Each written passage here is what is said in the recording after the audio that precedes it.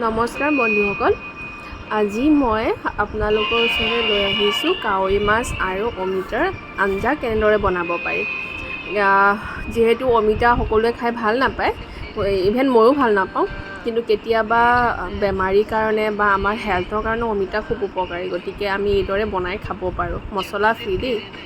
এয়া অমিতাও লৈ আহিছোঁ, গতিকে কেনেকৈ বনাব পাৰি মই চিম্পল ৰেচিপিটো আপোনালোকক দেখুৱাবলৈ যত্ন কৰিম। আপোনালোকে চাব মই কেনেকৈ বনাইছোঁ, গোটেইখিনি ডিটেইলছত দেখাম। আৰু ইয়াত কোনো গৰম মছলা বা জলকীয়া গুড়ি এইবোৰ ইউজ কৰা নাই, গতিকে এইটো খুব হেল্ডি হয়।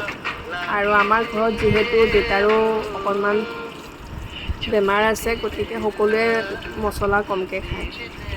গতিকে প্ৰথমতে মাছখিনি কাটি বাছি লৈ ভালদৰে ধুই ল'ব লাগিব। আৰু ইয়াক মই ৩-৪ বাৰমান নিমখ সানি ভালদৰে মোহাৰি ধুইছোঁ। আৰু এই নিমখ দিয়াৰ পিছত চাওকচোন, এই বিজলুৱা বস্তুখিনি ওলাই আহে, যিহেতু মাছৰ গাত মানে পিছল এটা ভাৱ থাকে। গতিকে তেনেকৈ মই বিজলুৱাটো উলিয়াই তাক আকৌ পুনৰবাৰ 5-6 বাৰমান ভালকৈ ধুই লৈছোঁ। আৰু ইয়াত 1 কেজিমান মাছ আছে। আৰু গোটেইখিনি কাৱৈ মাছ মই ৰাতিৰ সাজৰ কাৰণে নবনাওঁ, এসাজৰ কাৰণে বনাম আৰু মছলা খুব হেল্ডিকৈ বনাম। আৰু বাকীখিনি মাছ মই ধুনীয়াকৈ ফ্ৰিজত থৈ দিম। গতিকে মাছ ধুই হৈ গ'ল আৰু এইকেইটা মাছ ফ্ৰিজত থৈ দিলোঁ।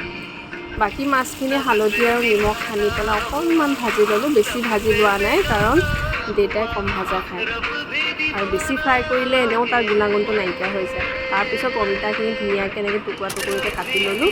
কাটি তাত নিমখ আৰু হালধি মিক্স কৰি মাছ ভজা তেলটোতে অকণমান তেল এড কৰি তাতে এৰি দিছোঁ। আৰু ইয়াতে এনেদৰে অমিতাখিনি অকণমান ফ্ৰাই কৰি লৈছোঁ। আৰু যেতিয়া ফ্ৰাই কৰা হৈ আছে তেতিয়াতে মই আদা, নহৰু, পিঁয়াজ আৰু কেঁচা জলকীয়া কেইটামান এনেকৈ গ্ৰাইণ্ড কৰি ল'লোঁ। খুন্দি ল'লেও হ'ব। আৰু ইয়াত এড কৰি দিলোঁ অকণমান নিমখ, হালধি আৰু অকণমান জিৰা গুড়ি অকণমান দি দিছোঁ। দি পেলাই তাক ভালকৈ ভাজি লৈছোঁ। তাৰপিছত ইয়াত কি কৰিম, অকণমান পানী এড কৰি পেলাই তাক ঢাকি দিম, কিয়নো মছলাটো বইল হ'ব লাগিব আৰু অমিতাটো বইল হ'ব লাগিব। অমিতা বইল হ'বলৈ বেছি টাইম নালাগে যদিও, আৰু অকণমান পানী দি পেলাই তাক এনেকৈ ফ্ৰাই কৰি থাকিব লাগিব আৰু লৰাই থাকিব লাগিব অকণমান সময় পিছে। আৰু শেষত চাব যে মানে তাৰ পানী ভাৱটো পূৰা নাইকিয়া হৈ গ'ল, মছলা আৰু এই অমিতাখিনি আছে, দেখা পাইছেই চাগে। চাওক, পানীখিনি নাই। গতিকে এয়া ভালকৈ ফ্ৰাই হৈ গ'ল, বইলো হৈ গ'ল। গতিকে এতিয়া মই ইয়াতে গৰম পানী এড কৰিম।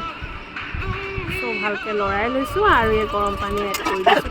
গৰম পানী এড কৰি অকণমান টাইম ঢাকি দিছোঁ। যেতিয়া নেকি বইল হৈছে, পূৰা উতলিছে, তেতিয়া তাত মাছখিনি এড কৰি দিছোঁ। এই অমিতাও পূৰা সিজি গৈছে। মাছখিনি এড কৰি তাক পুনৰবাৰ মই ঢাকি দিছোঁ।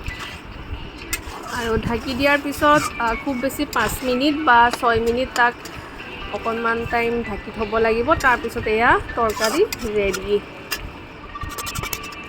খুব কম সময়তে হৈ গ'ল আৰু খায়ো বেয়া নালাগে, ভাল লাগে খাই। আৰু অমিতা এনেদৰে খাই সঁচাই ভাল লাগে। গতিকে এনেকৈ খাই এবাৰ চাবচোন আৰু কেনেকুৱা লাগে মোক জনাব। আকৌ নেক্সট ভিডিঅ'ত আপোনালোকক লগ পাম। Bye bye, good night.